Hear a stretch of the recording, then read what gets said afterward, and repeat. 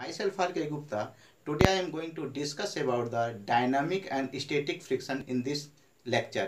आज हम लोग देखेंगे कि पहले फ्रिक्शन क्या होता है, फ्रिक्शन को डिफाइन करते हुए आगे देखेंगे कि स्टैटिक फ्रिक्शन क्या है, काइनेटिक या डायनामिक फ्रिक्शन क्या होते हैं, लिमिटिंग फ्रिक्शंस क्या होते हैं, इसके बारे में सिंपल हम क्या करने जा रहे हैं डिस्कस करेंगे। तो फ्रिक्शन क्या होता है, actually friction is opposing force. यह क्या होता है, अपोजिंग फोर्स होता है जब कोई बॉडी किसी सरफेस में मूव करती है ट्राई टू मूव करने की कोशिश करती है, तो मोशन के अपोजिट डायरेक्शन में दोनों बॉडी के कांटेक्ट में जो टेंजेंशियल डायरेक्शन में क्या होता है, हमारा एक अपोजिंग फोर्स लगेगा, या इस अपोजिंग फोर्स को हम रिटार्डिंग फोर्स कहेंगे, और यही जो रिटार्डिंग फोर्स होगा दैट इज कॉल्ड फ्रिक्शन। तो फ्रिक्शन के लिए हम देखेंगे, सिंपल सा देखेंगे, हमारे पास क्या है, एक सरफेस को कंसीडर करें, दिस इज द सरफेस। हमारे पास क्या है, कोई एक सरफेस है, दिस इज द सरफेस। यहाँ पर यह कोई सरफेस है और इस सरफेस में यहाँ पर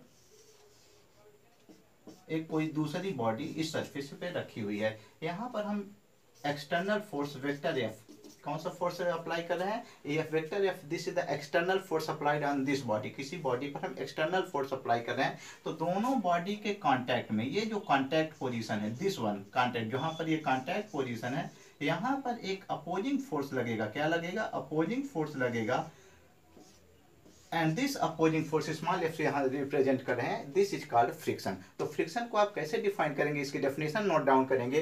फोर्स ऑफ फ्रिक्शन कैसे डिफाइन करेंगे, the force acting between the two surfaces in contact which act tangential to the surfaces in contact and the opposes the relative motion between them। Mean जो ये opposing force होगा वह किस direction में लगेगा, tangential. क्या होगा, टेंजेंशियल लगेगा, इस डायरेक्शन में लगेगा, और यह इस बॉडी के मोशन को क्या करेगा, अपोज करेगा। तो इस फोर्स को हम क्या कहेंगे, फ्रिक्शन कहेंगे। इस डेफिनेशन को आपको क्या कर लेना है, नोट डाउन कर लेना है।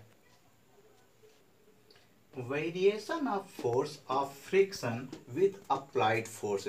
जो यहाँ फोर्स ऑफ फ्रिक्शन है स्मॉल एफ, यहाँ फोर्स ऑफ फ्रिक्शन को हम किससे रिप्रेजेंट कर रहे हैं, स्मॉल एफ से रिप्रेजेंट कर रहे हैं। तो this is not constant quantity. जो फोर्स ऑफ फ्रिक्शन या सिंपल सा फ्रिक्शन है, यह क्या कांस्टेंट क्वांटिटी नहीं है। यह किस पे डिपेंड करती है, अप्लाइड फोर्स। यहाँ जो हमने एक्सटर्नल फोर्स बॉडी पे अप्लाई किया है, तो यह जो एक्सटर्नल फोर्स होता है, एक्सटर्नल फोर्स पर हमारा जो फ्रिक्शन फोर्स है वह क्या करता है, डिपेंड करता है। यहाँ हमने देखा कि यहाँ दिस इज द बॉडी ए, हम बॉडी ए है, और इस बॉडी पर हम एक्सटर्नल फोर्स से अप्लाई करें, तो दोनों के कांटेक्ट, दोनों बॉडी के contact, this is the ground, यहाँ ये क्या है, आपका ग्राउंड है, दिस इज द ग्राउंड। तो ग्राउंड और ये है जो ऑब्जेक्ट है, इन दोनों के सरफेस पे क्या होगा, अपोजिंग फोर्स है, और इस अपोजिंग फोर्स को हम क्या कहेंगे, फ्रिक्शन फोर्स कहेंगे। तो यहाँ पर यदि अप्लाइड फोर्स को हम किस एक्सिस में लेते हैं, एक्स एक्सिस में लेते हैं, अप्लाइड फोर्स को हम एक्स एक्सिस में लेते हैं, और फ्रिक्शन फोर्स ऑफ फ्रिक्शन या सिंपल सर हम कहें कि फ्रिक्शन को हम किस में, वाई एक्सिस में लें, तो जैसे जैसे फोर्स क्या होगा, इंक्रीज होगा, फोर्स क्या होगा, इंक्रीज होगा, तो फ्रिक्शन फोर्स भी क्या होगा, इंक्रीज होगा। मीन्स यहाँ पर this is the we get straight line, यहाँ पर ये क्या हो जाएगा, एक स्ट्रेट लाइन होगा। स्ट्रेट लाइन क्या इंडिकेट करता है, F is directly proportional to capital F. Mean जो फ्रिक्शन ऑफ फोर्स है वह अप्लाइड फोर्स के डायरेक्टली प्रोपोर्शनल है। जैसे जैसे अप्लाइड फोर्स की वैल्यू इंक्रीज करते जाएंगे, फ्रिक्शन फोर्स भी क्या होगा, इंक्रीज होता जाएगा। यदि हम इसको 2 टाइम्स कर देंगे तो फ्रिक्शन फोर्स भी 2 टाइम्स, 3 टाइम्स करेंगे तो 3 टाइम्स, 4 टाइम्स करेंगे तो 4। डायरेक्टली प्रोपोर्शनल है, दोनों सेम रेशो में क्या होंगे, इंक्रीज होंगे। एक कंडीशन ऐसी आएगी, ध्यान रखना है कि यह अभी क्या है, बॉडी क्या है, स्टेट रेस्ट में है, बॉडी किस में है, रेस्ट में है। तो जब तक बॉडी रेस्ट में रहती है, तो जो फोर्स ऑफ फ्रिक्शन होगा इसे हम कहेंगे स्टैटिक फ्रिक्शन। क्या कहेंगे, static friction. Static friction mean force इस पे अप्लाई किया, जैसे हमारे पास एक बॉक्स है, बॉक्स में हमने थोड़ा सा फोर्स अप्लाई किया, फिर बॉक्स रेस्ट में, फिर हम फोर्स को इंक्रीज किए, फिर भी बॉक्स रेस्ट में, फिर हम फोर्स को इंक्रीज करें, फिर भी बॉक्स। तो जब तक बॉडी रेस्ट में है, तो इस समय जो यह फोर्स होगा इसे हम स्टैटिक फ्रिक्शन कहेंगे। और स्टैटिक फ्रिक्शन को हम किससे रिप्रेजेंट करेंगे, एफ एस से रिप्रेजेंट करेंगे।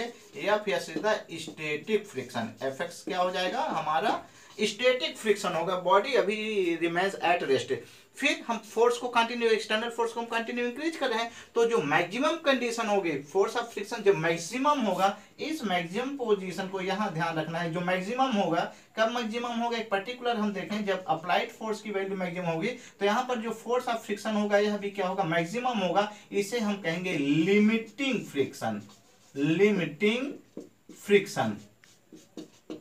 तो लिमिटिंग फ्रिक्शन क्या होगा, इस बात को हमको रिमेंबर रखना है कि मैक्सिमम स्टैटिक फ्रिक्शन, जो बॉडी पे मैक्सिमम स्टैटिक फ्रिक्शन होगा उसकी मैक्सिमम वैल्यू को हम क्या कहते हैं, लिमिटिंग फ्रिक्शन कहते हैं। Mean body start to move. इसके बाद जैसे हम एक्सटर्नल फोर्स की वैल्यू इंक्रीज करेंगे बॉडी स्टार्ट टू मूव। तो जैसे बॉडी स्टार्ट टू मूव करेंगे तो फिर से क्या हो जाएगा, हमारा जो फ्रिक्शन होगा वह क्या होगा, रिड्यूस हो जाएगा और यहाँ पर फिर से यह क्या हो जाएगा, कांस्टेंट हो जाएगा। तो this is the kinetic friction, this is the kinetic friction. यह क्या हो जाएगा हमारे पास, काइनेटिक फ्रिक्शन होगा। बॉडी मूव कर रही है, इसी काइनेटिक फ्रिक्शन को हम क्या कहेंगे, डायनामिक फ्रिक्शन कहेंगे। और जो डायनामिक फ्रिक्शन होगा वो लिमिटिव फ्रिक्शन से इसकी वैल्यू क्या होगी, सदैव लेस होगी। तो यहाँ कब तक, जब तक हम बॉडी पे एक्सटर्नल फोर्स अप्लाई कर रहे हैं और बॉडी रेस्ट में है, तो जो फ्रिक्शन होगा that is called static friction. Static friction की मैक्सिमम वैल्यू, अब body just start to move, तो that value is called limiting friction. और लिमिटिंग फ्रिक्शन के बाद जैसे बॉडी मूव करना स्टार्ट होगी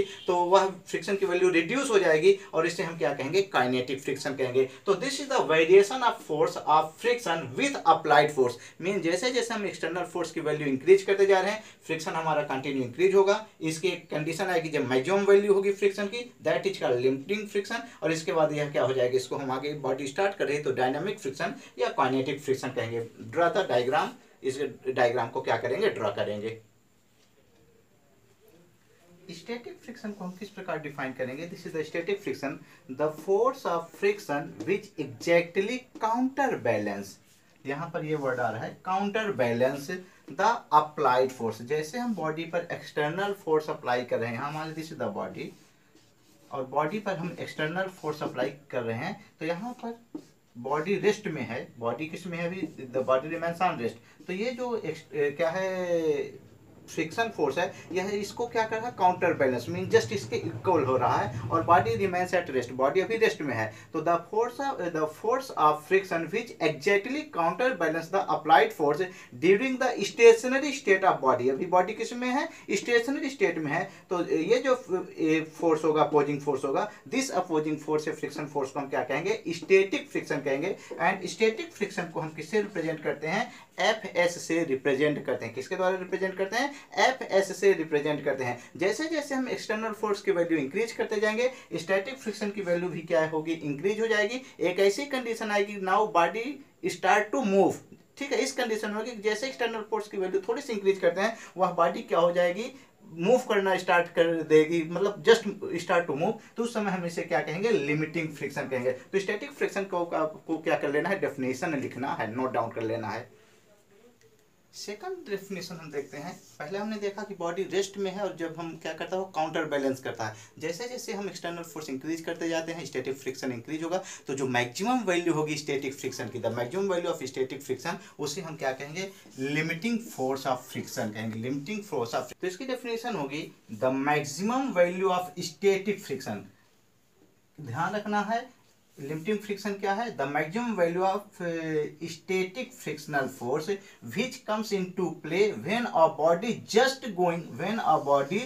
just going to start sliding over the surface of another body is called limiting force of friction। means जो limiting force of friction है वह just क्या है, static friction है। लेकिन किस कंडीशन में, जब static friction की वैल्यू क्या होती है, मैक्सिमम होती है और body just start to slide. अब बॉडी स्टार्ट होने वाली है तो इसको भी हम किससे रिप्रेजेंट करेंगे, Fs से। तो अब हम इसके बाद जब भी कभी हम Fs यूज करेंगे that indicate the limiting force of friction को क्या करेगा, इंडिकेट करेगा। और लिमिटिंग फ्रिक्शन ऑफ फोर्स क्या हो जाएगा, this is the maximum value of static friction. लेकिन बॉडी अभी भी किस में है, रेस्ट में है। अब इस कंडीशन के बाद थोड़ा सा भी हम जैसे एक्सटर्नल फोर्स की वैल्यू इंक्रीज करेंगे बॉडी क्या होगी, ट्रेवल करना स्टार्ट कर देगी, मूव करना स्टार्ट कर देगी। तो इसे आप क्या करें, limiting friction of force of friction को क्या कर लेंगे, नोट डाउन कर लेंगे डेफिनेशन।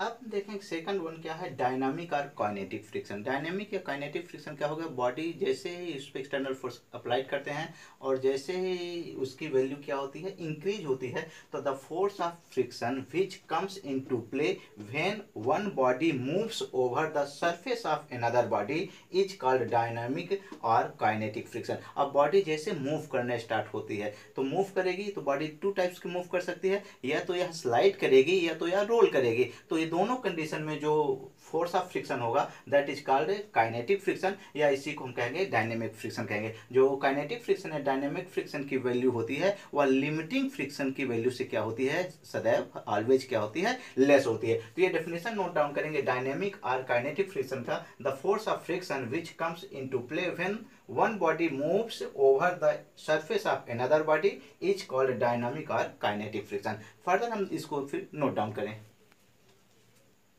अब जो डायनामिक या काइनेटिक फ्रिक्शन है, this is classified in two way. One is the sliding friction, क्या हो जाएगा, sliding friction, sliding friction, and second one is the rolling friction, rolling friction. Sliding friction जब एक बॉडी दूसरे बॉडी पर क्या करेगी, स्लाइड करेगी। मेरा हाथ है, दिस वन माय, ये हैंड क्या हो रहा है, स्लाइड कर रहा है, तो this is called sliding friction. Sliding friction में सदैव क्या होता है, जो प्लेन के कांटेक्ट में होता है केवल वन सरफेस, एक ही सरफेस रहती है, तो ये स्लाइडिंग फ्रिक्शन, स्लाइडिंग फ्रिक्शन। दूसरा क्या होगा, रोलिंग फ्रिक्शन। यदि हम यहाँ पर क्या रखें ये, और now start with this one, तो यहाँ पर ये क्या हो रहा है, रोटेट कर रही, तो ये this is the rolling friction, ये क्या हो जाएगा, रोलिंग फ्रिक्शन होगा। तो स्लाइडिंग फ्रिक्शन जैसे हमारी जो व्हील रोटेट होती है, तो वह किस उस समय जो ग्राउंड और व्हील के बीच जो फ्रिक्शन होगा that friction is called rolling friction. जो रोलिंग फ्रिक्शन की वैल्यू होती है वह स्लाइडिंग फ्रिक्शन से लेस होती है, या कहेंगे स्लाइडिंग फ्रिक्शन की वैल्यू हमेशा रोलिंग फ्रिक्शन से मोर देन होती है। अब यहाँ देखेंगे what is the cause of rolling friction, rolling friction का क्या काज है, तो इसको हम एक्सप्लेन करते हैं, थोड़ा सा सिंपल सा लेते हैं। हम क्या लेते हैं, एक व्हील कंसीडर करते हैं, दिस इज द व्हील,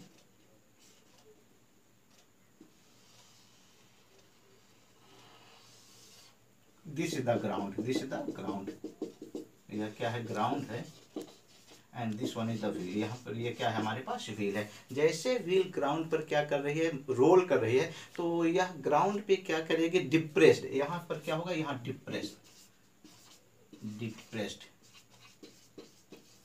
यहाँ पर व्हील ग्राउंड को क्या करेगा, डिप्रेस्ड करेगा। तो जैसे यहाँ डिप्रेस्ड करेगा तो यहाँ पर एक हम्प क्या डेवलप हो जाएगा, हियर डेवलप ऑफ हम्प, यहाँ हम्प डेवलप होगा, और यही क्या करता है, ऑब्स्टेकल। ये जो हम्प होता है क्या प्रोड्यूस करता है, ऑब्स्टेकल प्रोड्यूस करता है, and which is the cause of rolling friction. यही क्या है, रोलिंग फ्रिक्शन का क्या होता है, मेन काज होता है। अब रोलिंग फ्रिक्शन का काज के बाद हम एक चीज और यहाँ देखेंगे कि यदि कोई बाइक है या कोई व्हीकल है, जब वो हम स्टार्टिंग करते हैं तो ड्यूरिंग स्टार्टिंग के समय हमको एक्सटर्नल फोर्स ज़्यादा लगाना पड़ता है। देखेंगे आप जो बाइक होती है वह फर्स्ट गियर से ही स्टार्ट होती हैं, फोर व्हीलर होते हैं उनको फर्स्ट गियर से ही हम क्या करना पड़ता है, स्टार्ट करना पड़ता है। उसका रीजन क्या है कि स्टार्टिंग में जो स्टैटिक फ्रिक्शन होता है वह मैक्सिमम होता है, जब बॉडी स्टार्ट करके मूव करने लगती है तो वह किस में कन्वर्ट हो जाता है, डायनेमिक फ्रिक्शन में, और डायनेमिक फ्रिक्शन में इसकी वैल्यू क्या होती है, लेस हो जाती है। तो इस प्रकार हम देखेंगे यदि हमारे पास हॉर्स है और हॉर्स कार्ट को क्या करता है, जब पुल करता है तो स्टार्टिंग में उसको ज़्यादा फोर्स अप्लाई करना पड़ता है, किसको, हॉर्स को ज़्यादा फोर्स अप्लाई करना पड़ता है, किस कंडीशन में,